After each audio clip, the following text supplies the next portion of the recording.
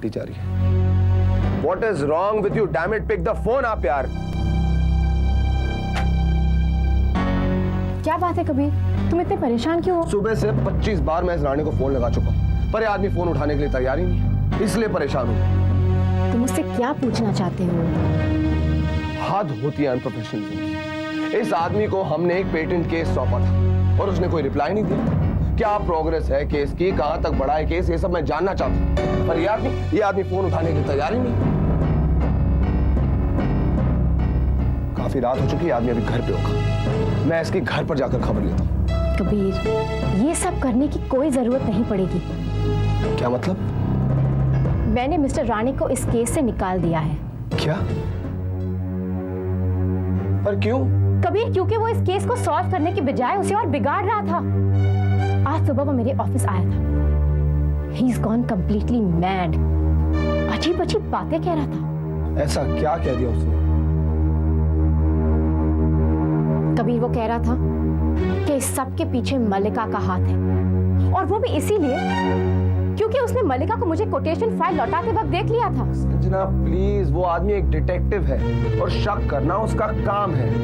हाँ, but not at the cost of my friendship with मल्लिका। अरे, उसके पकड़ में कोई नहीं आया तो उसने मल्लिका पर उंगली उठा दी।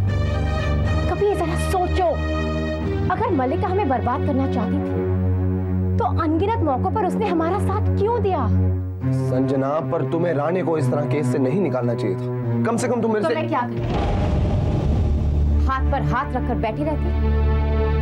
मिस्टर राणे से मैं ये कहती कि तुम जो कुछ भी कर रहे हो बिल्कुल ठीक कर रहे हो। पहले ही तुमने मेरी दोस्त श्रुति को जेल भेज दिया और अब तुम मल्लिका को सलाखों के पीछे भेजने की कोशिश कर रहे हो। संजना, मेरे कहने का ये मतलब नहीं है, ओके? कबीर, एक बात मेरी समझ में नहीं आती, ये राणे मेरे हर दोस्त के पीछे हाथ धोकर क्यों पड़ जाता है? श्रुति के केस में राणे ने जो डिसीजन ली थी वो बिल्कुल सही थी।